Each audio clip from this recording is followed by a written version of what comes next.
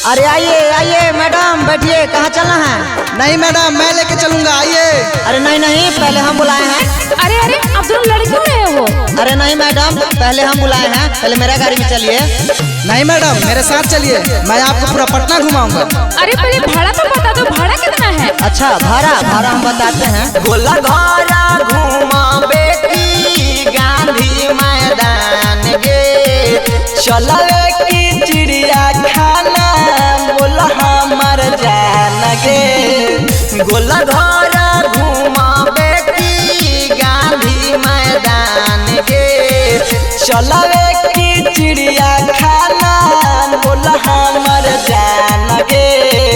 पूरा खड़ा करबौ हाउ जाता ना, तभारा चुमा दे दे फ्री में घुमैबौ पटना, तभारा चुमा दे दे फ्री में घुमैबौ पटना।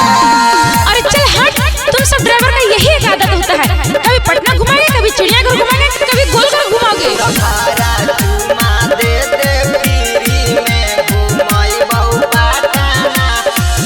मॉर्निंग ड्राइविंग मजा आई जइतौ, नीमन नीमन से लाठी खिंचाई जइतौ। अच्छा सच में? हाँ सच में। मॉर्निंग ड्राइविंग मजा आई जइतौ, नीमन नीमन से लाठी खिंचाई जइतौ। अच्छा हमारा संग चना घटतौ घटना, तो भाड़ा चुमा दे दे फ्री में घुमैबौ पटना, तो भाड़ा चुमा दे दे फ्री में घुमैबौ पटना। अच्छा चलिए मान लिया कि आपका बिहार ऐसा है, तो अलग जगह कैसा है? अरे अलग जगह के छोड़िए ना मैडम, मेरे पटना बिहार आए हो, मेरे पटना बिहार को बात कीजिए ना।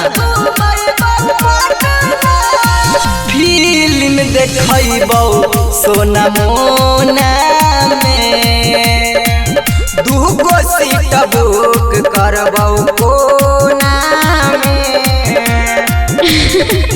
Oh my God.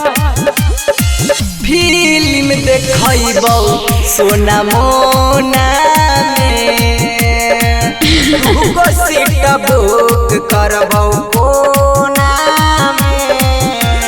ओके ऋतिक मनीष समझाबौ कतना, तभारा चुमा दे दे फ्री में घुमैबौ पटना, तभारा चुमा दे दे फ्री में घुमैबौ पटना।